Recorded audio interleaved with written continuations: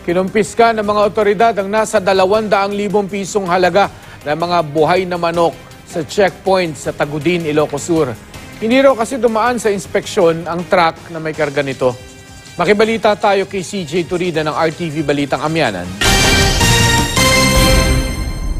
Halos 200,000 pisong halaga ng mga buhay na manok ang sakay ng truck na ito na hinarang ng mga otoridad sa Tagudin, Ilocos Sur. Magda-deliver daw sana sa bayan ng Santiago ang truck na galing sa San Fernando City, La Union. Hindi raw dumaan at magpa-inspect sa quarantine checkpoint ang truck sa Tagudin.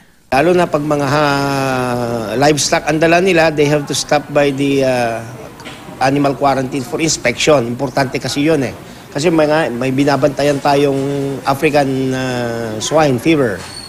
So we have to be alert on. Ayon sa Provincial Veterinary Office, kumpleto naman daw sa papeles gaya ng shipping permit, veterinary health certificate at sumailalim sa vaccination program. Kaso hindi official kasi it is just only written in a paper na walang signature ng doktor. Officially kasi merong formas na kailangan fill up nila yung mga gamot na pinasok nila, mga vaccinations record nila, nandyan sa record. Aminado ang driver ng truck sa kanilang pagkukulang. Ngayon lang daw sila nag-deliver sa lalawigan. Talaga may pagkukulang kami doon na nangyari. Hindi intentionally pero talaga may pagkukulang kami. Kinumpiska ang mga produkto at ipamimigay sa charitable institutions ang mga nakuhang manok, alinsunod sa isang ordinansa sa probinsya.